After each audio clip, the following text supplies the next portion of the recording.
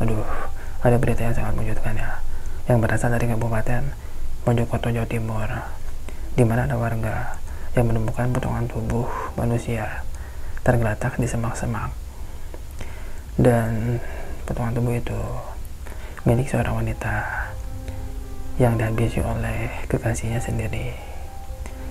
Dan pelakunya itu bernama Alpi Maulana yang berusia 24 tahun, dan korbannya berinisial TAS yang berusia 25 tahun.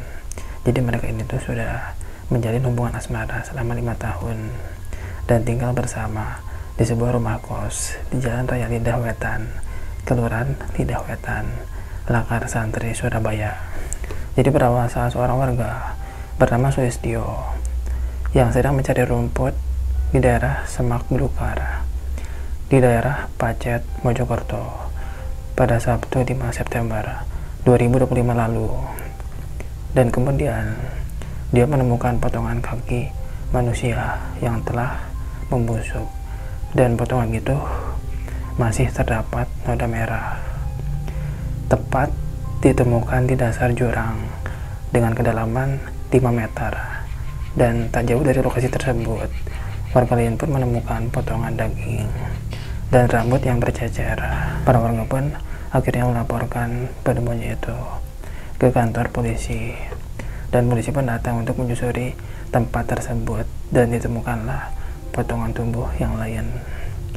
Nah, setelah diidentifikasi, ternyata kalau potongan tubuh itu merupakan seorang wanita yang berinisial TAS yang memang dihabisi oleh kekasihnya sendiri yang bernama Alpi Maulana. Selain disebar di tempat tersebut, pelaku pun menyimpan anggota tubuh korban, tepatnya di bagian atas korban ya, yaitu kepala, di belakang lemari kos-kosan tempat korban dan pelaku ini tuh tinggal. Nah, untuk kronologi itu, jadi pada Minggu 31 Desember 2025, si pelaku ini tuh pulang larut malam, dan kemudian korban ini tuh marah ya. Si korban mengunci pelaku dari dalam, dan pada malam itu pelaku dan korban ini tuh bisa dibilang cekcok lah, ada percekcokan ya, hingga akhirnya si pelaku pun membegitukan korban. Dan bukan hanya dibegitukan, si korban ini tuh di tubuhnya tuh dipisahkan ya menjadi beberapa bagian. Ini benar-benar gila sih pelakunya. Dan potongannya itu bukan hanya puluhan saja, tapi juga ratusan. Ini benar-benar ngeri sih. Dan sebagian potongan tersebut itu dibuang di semak-semak di Pacet, Mojokerto ya, yang ditemukan oleh warga itu. Terus kemudian ada yang disimpan di balik lemari juga di kos-kosan tempat korban dan pelaku ini tinggal. Nah, jadi si pelaku ini tuh kewalahan dengan tuntutan ekonomi dari korban ya, tapi kita nggak tahu karena korban udah nggak ada, dan korban pun tidak bisa bersaksi ya.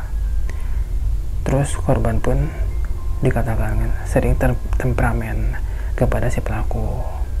Namun sekali lagi ya, si korban ini tuh udah nggak ada, jadi dia nggak bisa bersaksi, dia nggak bisa menjelaskan terkait dengan apa yang sebenarnya terjadi.